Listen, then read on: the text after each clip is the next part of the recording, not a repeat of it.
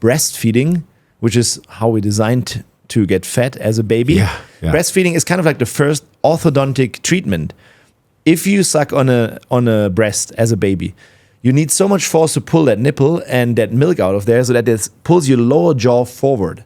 And at the same time, this baby needs to breathe through the nose, and this will create a wider palate. So if you breastfeed, if possible, not all women are able to, I'm sorry, but if you can, for 18 months at least, this will help your kid growing up a lot. But then obviously your kid will still grow up for the next 15, 20 years. So what you eat then will either build you big, like strong, or will make you look a little bit more narrow. And unfortunately, in the Western world, we grow too narrow. Therefore, most patients, I would say at least 80%, I have no perfect numbers for this, it's just estimation, but at least 80% of the patients I see have no space for the wisdom teeth. Some even need to take out more teeth in order to fit, to get a little bit of a bite. So this is degeneration, actually, nutrition and physical degeneration. And I think it's completely man-made. We can completely reverse it. Wow. But we have to know about it. Okay, dude. So you just pulled off like 5 layers that have nothing to do with conspiracy. This is 100% truth in literature. I'm sure you've probably put out a lot of content on teeth crowding at this point, right? The cause of teeth crowding. How much of it is breastfeeding versus can you correct it, essentially? Let's say that a mother can't breastfeed, and that's just like heartbreaking. It's so heartbreaking that a mom couldn't breastfeed, right? Because like you said, first time I'm hearing that, by the way, in 20 years. I've never heard that before, which is amazing. Yeah. That the jaw actually comes forward when the baby is learning how to nurse from the breast. That's so amazing. But let's say that a parent is wise and they're watching or they're listening right now, and the mom couldn't breastfeed. Then just eating a whole food, natural diet, organic as possible, pesticide free, could that reverse the damage of that jaw not coming forward from not being able to nurse? Yes, I think it's cumulative effect. So if you maybe the first 18 months weren't perfect because you weren't able to breastfeed, but you still had the bottle still requires a little bit of strength for the baby to pull. I think it's a 1/12 of what the breast would do. But then, afterwards is all about giving the right nutrients, eating real food, but also hard food that you have to chew. Because chewing in itself grows that bone. It's basically progressive overload of the muscles, which also help again with growing. And if you then see in the growing phase that the kid grows a little bit too narrow, then obviously you see an orthodontic dentist, an orthodontist is in the US, that uses uses some sort of manual treatments or appliances that will work with the growing of that kid.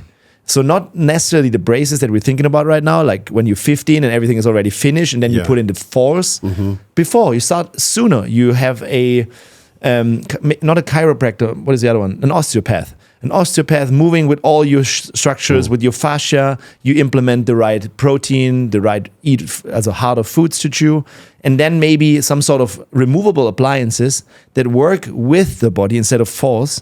Then you can totally reverse it. Yeah. So, but you have to know again. And knowing is half the battle. I feel like I heard that on Reading Rainbow when I was a kid. So yeah, once we know, then what makes us actually make the choices to feed our kids better food, or even to change the foods that we eat? Because it's one thing to know, man. We can know. You can learn from this podcast, and everything that Dominic will share could change your life. Could absolutely change your life. So then why don't people do it? By the time somebody gets to you, there's been so many opportunities. It's not to shame or blame people. There's been so many opportunities where they could change based on the information that they now know. Maybe they've met with like 10 specialists before they get to you, right? What is it, in your opinion, that makes people change? So sometimes they have to have a challenge in their life, such as maybe us had, to just get hard knocked down, and they need to change something in order to get healthier. Yeah. This is one part of things. Or, I don't know, the main thing is actually just understanding that you can change and that it's actually your responsibility to give the best possible back, because this is a gift that you're alive, so you can give something back. So, and you don't have to do it all perfect. Like, you can learn from all of us and grab the one thing that resonates, and you say, oh, wow, it would be so easy to just use a new fluoride-free toothpaste, or just start coconut oil pulling, or do something very simple, or start a healthy breakfast for now. Just implement this, and then by you doing baby steps along the way, maybe you get addicted. You feel, oh wow, this changed something, and I want to know more. That was my same for me. So I was like we talked about it earlier. Yeah. Like growing up, I didn't know about healthy nutrition. Sure. My parents were. My mom is a nurse and my dad is a doctor, so I was heavily medicated for everything, and obviously would eat the normal standard Western diet, always take antibiotics, various things, started drinking early and just partied a lot and ate only processed food, mainly processed food, besides the one good meal that my mom prepared for us, but the rest was just fun times. But then it hit me hard, so I needed to dig myself out of that.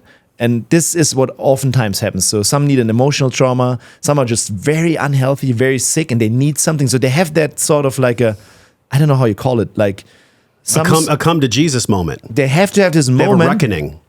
Yeah, it can be a bad one. Like it feels in that moment, if you're sick, it feels really bad. Yeah. So that's why I feel all the patience, because I know where they're at and that they want to just become healthy again. Because if you're not healthy anymore, it's the only thing you want to have back is health. Everything else will become not necessary anymore. Like no one will be interested about the car or the money if they're unhealthy. And 10 years ago, I was only seeing super, super sick patients. It's really uncomfortable. People that had seen 29 different doctors, and they basically needed this sort of treatment in order to start their health journey. It obviously changed a little bit, and I'm still probably seeing more the outside extremes, super sick versus high performers, people like us that want to have the extra or the next level, the next edge. But all of us need a 10 out of 10 treatment. In between, like if you're an average person, you're quite fine. You don't need the extremes. You can just start with one little thing and then go from there and find a thing. But it's you. You need to change. And only if you want, you have everything, right? You I like that caveat you threw in. Only if you want. Yeah, some people don't want. Right. Well, that's why we have free will. Exactly. Right? Yeah. So if I don't necessarily relate to Christianity. I understand it. I can connect with it. There's a lot of good virtues and values in Christianity. Yeah. But if God is a father, or if God is the protector of things, then in the same way you wouldn't micro control your sons or your daughter, you wouldn't try to control them aggressively. You want them to live, but you guide them along because your children have free will. You wouldn't want to be domineering to your children. So I like that you said, if you want to, because that's a big piece. It's like, you and I are not here to inspire change in the people that don't want it.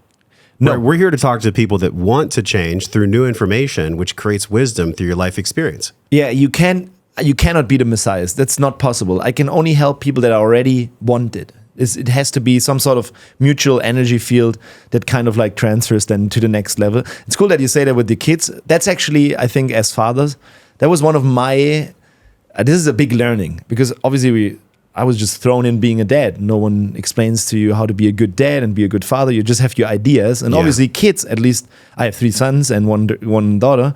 The boys, they triggered me hardcore. But I knew already, because I was doing so much for my own health journey, that I knew when I get triggered is my problem. So I would initially go there and look, okay, why is this guy triggering me right now? What is my problem there? And usually it comes back to me being a kid. So I had to work on unresolved psycho-emotional trauma and look at these side of things, and then realize, oh, wow, this is how we can all change together and how I can help them grow up. And still, I'm not perfect. Like, I'm also, if they're too loud, I sometimes be too loud again too. And even though I don't like it, I explain it in the evening. I teach them the nutrition side of things. I go skateboarding with them. I just try my best. And I think they appreciate it. And on this trip right now, I made it a family/business trip, and I specifically tried to do it both. And like you said, I'm very driven, so I have no problems with reaching goals and pushing things and building things. It's easy for me. Balancing it out with family was harder the first years. Sure. But now it's really, I'm in the flow state, and they give me grades. Like, I'm like literally every single day I have that goal to be very mindful with the kids, nice, loving, and but also like strong father on the other side. Yeah.